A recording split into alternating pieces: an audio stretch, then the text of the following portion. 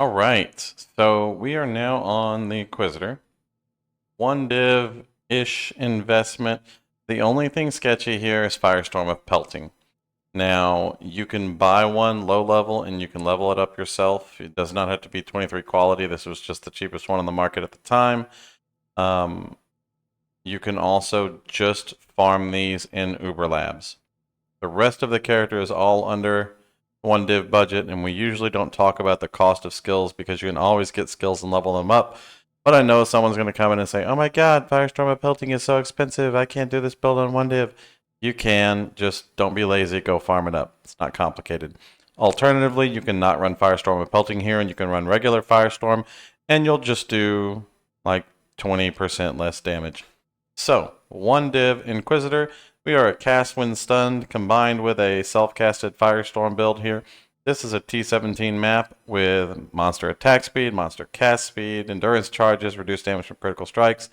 All hits ignite, and then rare and unique monsters remove 5% of life. So it's a relatively average map with some nasty offenses, nasty defenses, but nothing too sketchy. We shouldn't have too many problems with this.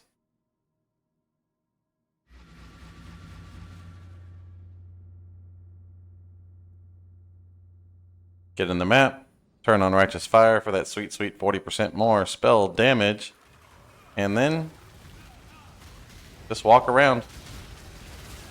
Like you're going to just manually cast Firestorm periodically, and then your cast when stun things are going to detonate corpses and cast Firestorms automatically on all the targets out there, and it works pretty straightforward. Like this guy right here has life regen and wants to run out of everything, so we're probably not going to waste time trying to kill him. But the clear is really straightforward. It does good. Survivability is awesome. And damage is very solid in the map itself.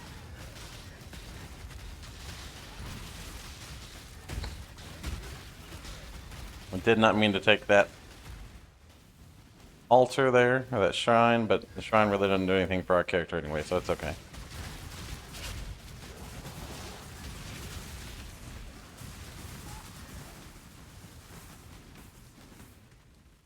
And we're just looking for the boss right now because obviously we can clear the T17 with relative ease, and so the difficulty always comes in T17s on the bosses. I'm pretty sure we can make a 20 cast build that can actually clear the T17 itself without doing the boss.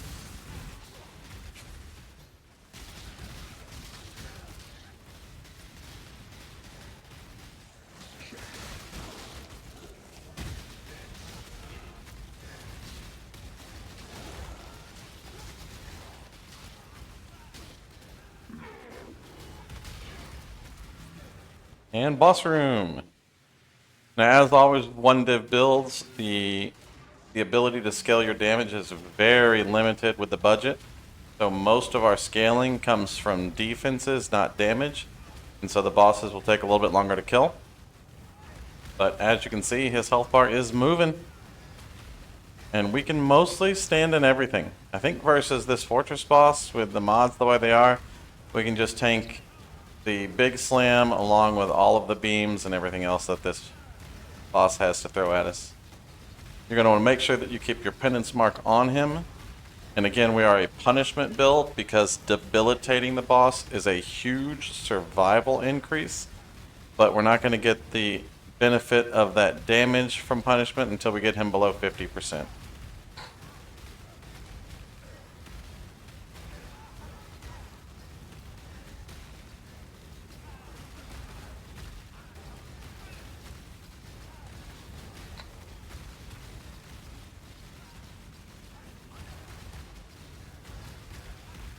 And we're in the exciting world of stand still, drop firestorms. There's not a lot of extra buttons for you to press here, although you could add more extra buttons if you wanted to increase your damage a little bit. But I think the way everything is set up right now is good and comfortable for the map clear and for the single target on the boss. We should turn on Tempest Shield. I mean, obviously it didn't have to be on.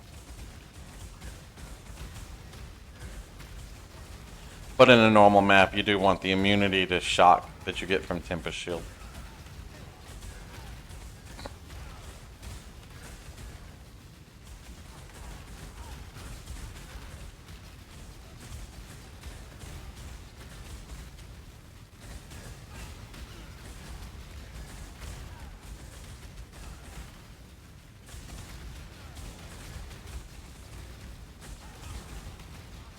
Bum bana bana bum bum bana bana bum bum bana bana bana bana bana bana bum.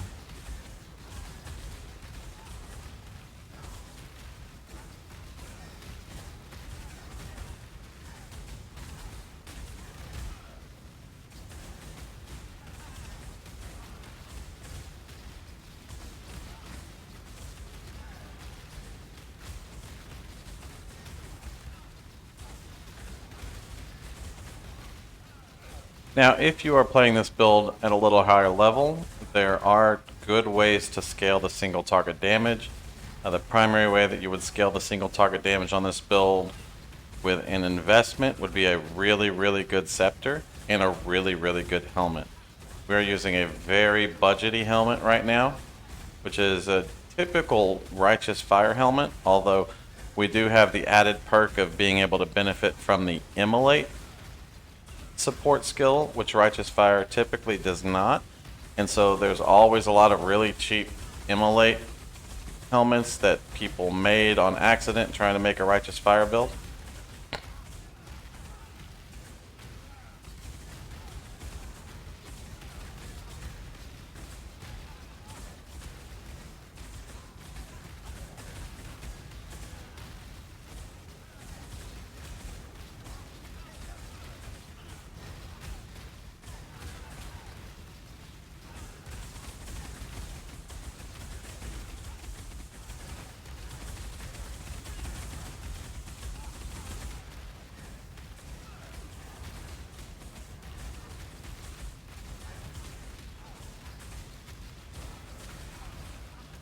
Now, versus single target, we are not totally AFK. You do need to be manually casting your firestorms.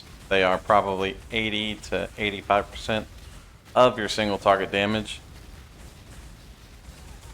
All in all, this build probably does about, I would say, 1 million single target DPS. Maybe a little bit less. You can see whenever he does his spinny thing, we start to take quite a bit of damage, and that's because of that rare and unique monsters remove 8% of life on hit, and our shield only recovers 5% on block.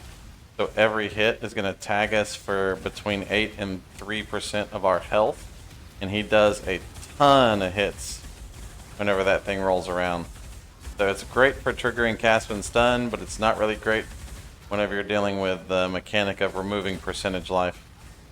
Now, he's under 50%, so he'll start taking damage faster because we're now in the bonus damage range for punishment. And we do have Calling Strike bound to Flame Dash, and so when he gets to 10% health, we can go ahead and call him with Flame Dash.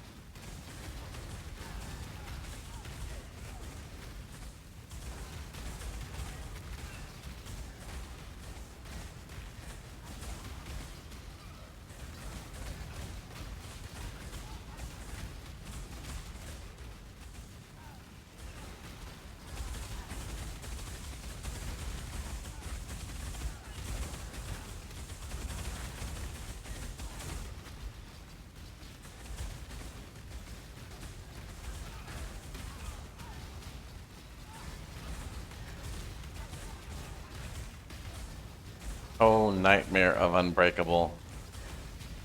Your time has come.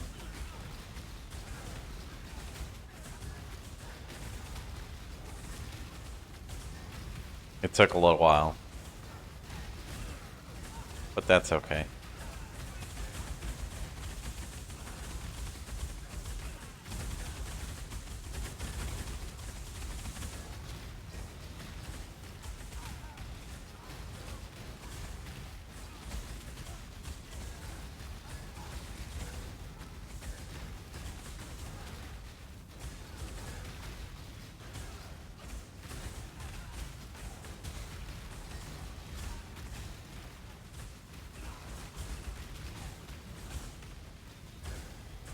You know, GGG should really make their like health bar light up at 10% so that you know that you can cull them if your character has a culling effect. That would be fun. We're not there yet. We're close.